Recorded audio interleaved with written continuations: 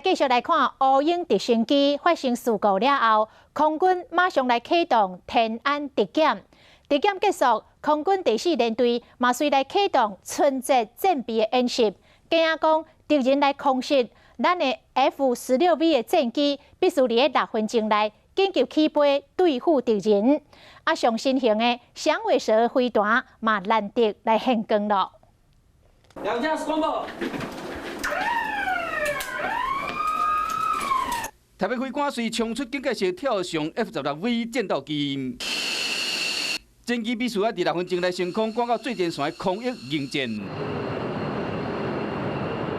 过年加强战备操演，空军第4联队模拟敌军来袭。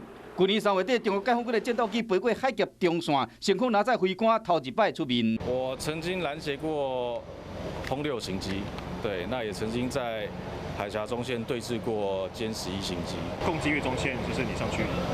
那时候我刚好在做海峡中线巡逻任务，所以就是你过去拦截。是。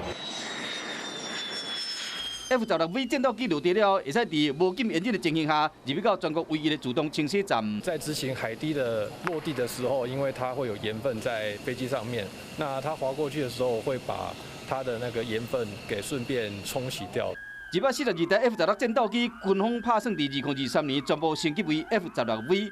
不过，甲美国买上新型的响尾蛇飞弹，已经伫去年3月份到位啊。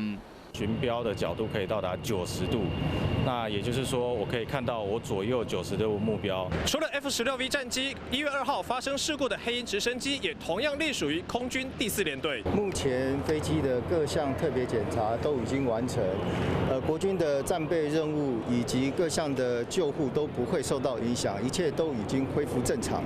战机甲直升机分别负责保护领空甲救援的任务，国军战备无停止，用行动宣示，袂好失事的代志影响到。